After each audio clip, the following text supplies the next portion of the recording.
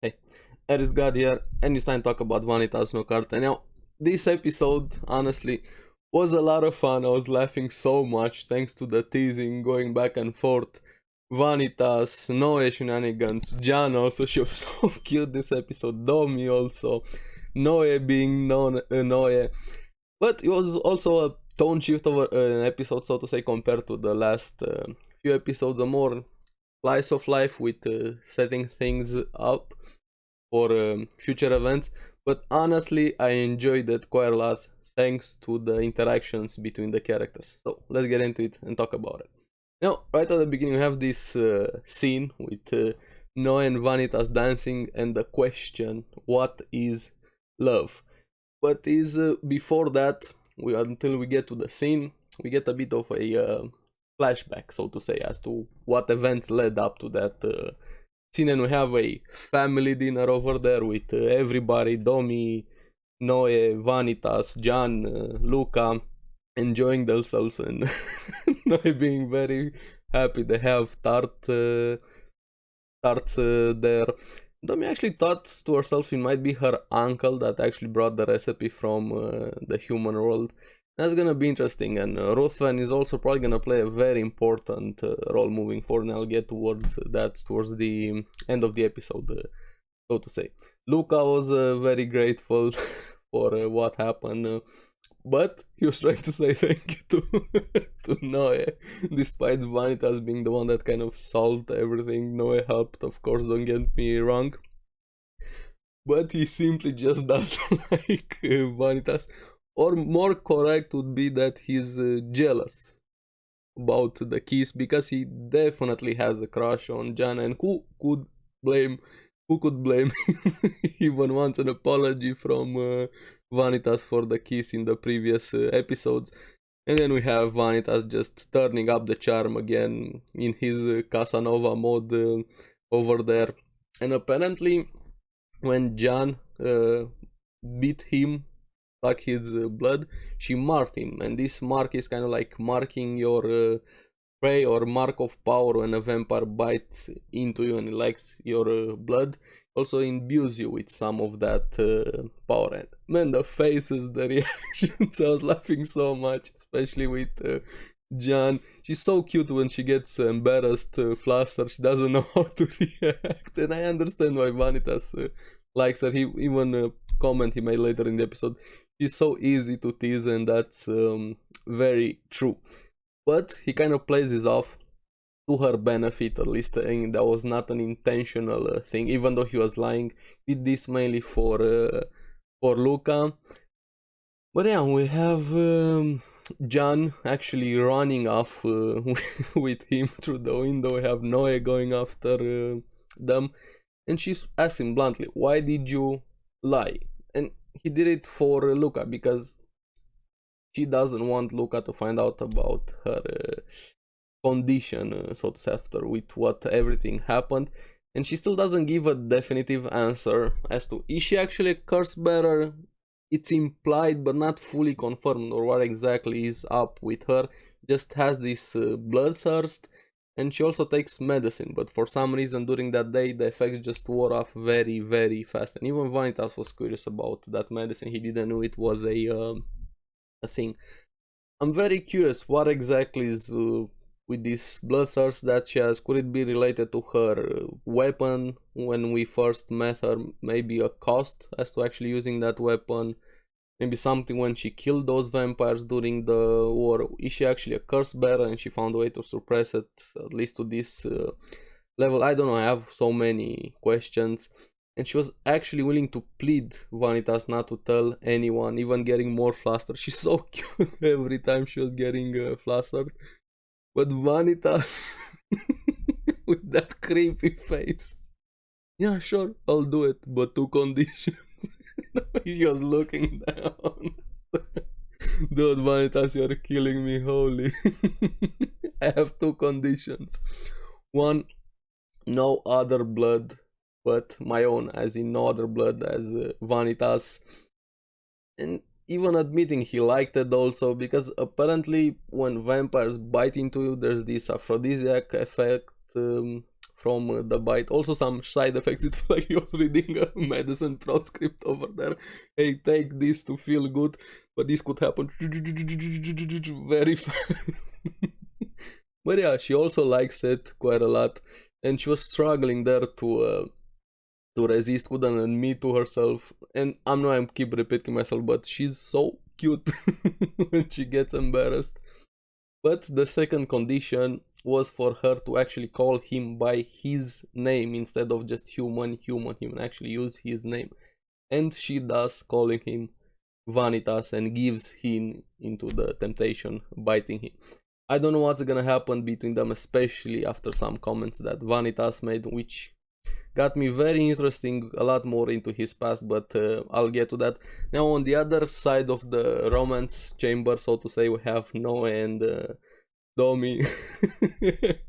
And they're alluding towards a bit that Noe is jealous of Jan or Vanitas, maybe Noe ex Vanitas, but no.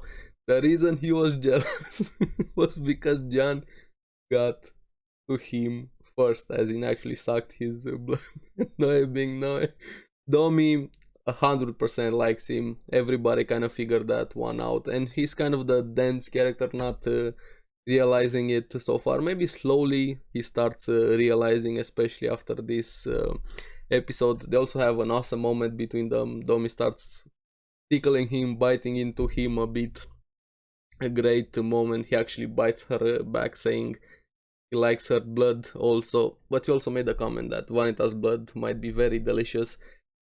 Also curious about that, with his connection to the Blue Moon vampires, him being a human, all of the vampires kind of have that feeling about him. So many questions surrounding Vanitas, and I'll get more to that over there. Hopefully we're gonna have Noe and Domi actually getting together, because I would like that more for Domi, because she's been trying so hard for so long, ever since they were kids. But we also have a group moment, so to say, between them. Jan also still feeling very innocent, cute. She's a goody two-shoe even in Domi's words, when Domi actually takes her to dance to to make Noe a bit jealous. And we have a moment for the boys. Vanita saying that he is not good at dancing, and Noe offering his services to teach him. And that's how we get to that first scene in the episode with the question, what in the devil is love? And I liked Vanitas' reaction, just instantly bursting into laughter.